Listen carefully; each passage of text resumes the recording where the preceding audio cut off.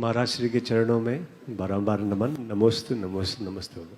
महाराज श्री, आज मैं अपने परिवार के साथ यहाँ हूँ, कीनिया से आया हूँ और मेरे साथ मेरे छोटे भाई अभिनवेश जी भी हैं जो पूना में सॉफ्टवेयर इंजीनियर हैं विप्रो में।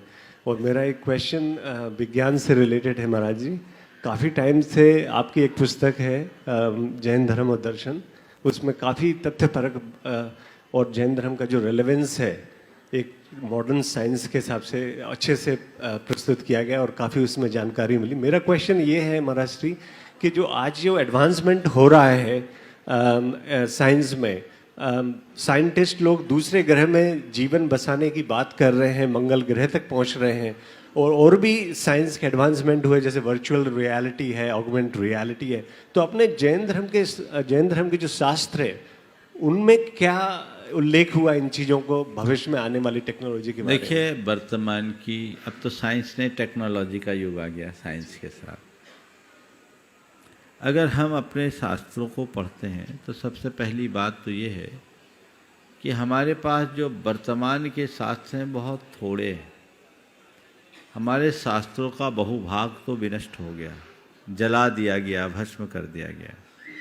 थोड़े से शास्त्र हमारे बचे हैं, उनमें जो उपलब्ध सूचनाएं हैं वो बहुत सीमित हैं, पर कुछ संकेत हैं।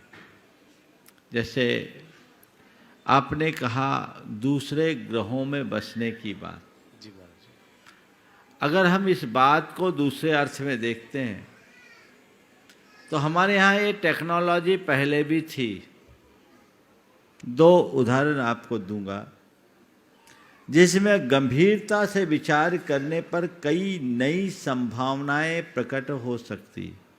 पहला, द्वारिका कहाँ बसी? द्वारिका कहाँ बसी?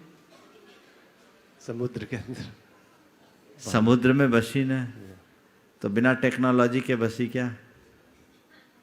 जी महाराज, बोलिए। बिल्कुल सर। हम आज के टेक्नोलॉजी की इतनी दाद क्यों देते हैं? द्वारिका तो आज से लाखों वर्ष पहले बस गई, जी महाराज, उसे हम क्यों भूलते हैं, है ना? बिल्कुल। इसी तरह पद्म पुराण में एक प्रसंग आता है कि राजा था नल कुबर। उसने अपनी नगरी जो बसाई वो बिल्कुल अलग बसाई। उसने चारों तरफ परकोटे बनाए और उसमें एक प्रकार का रडार सिस्टम था। उसका कोट अभेद्य था और कोई भी विमान जाए उस इलाके से तो कैच कर लेता था। कोई जा ही नहीं सकता, उसको लांघ नहीं सकता। अब ये बताओ, ये बिना टेक्नोलॉजी के हुआ क्या? नहीं महाराज। इसका तात्पर्य क्या है? हमारे यहाँ टेक्नोलॉजी थी और हमारे शास्त्रों में मनुष्यों में एक बड़ी प्रजाति थी जिसको हम विद्याधर कहते हैं। हम विद्याधरों को आज की भाषा में कहें तो सब टेक्नोलॉजी वाले थे, सब आईटी से जुड़े थे।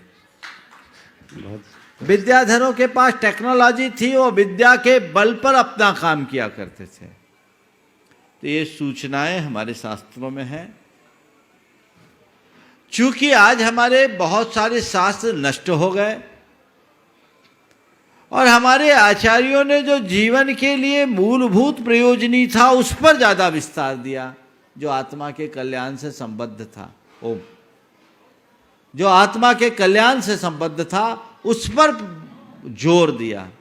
जिसका आत्मा के कल्याण से कोई संबंध नहीं था उसे गौण कर दिया। इसलिए अगर उल्लेख नहीं है, इसका अर्थ ये नहीं कि जैन धर्म इसका निषेध करता है। बहुत सारी चीज़ें हैं जिसको जैन धर्म मानता भी है।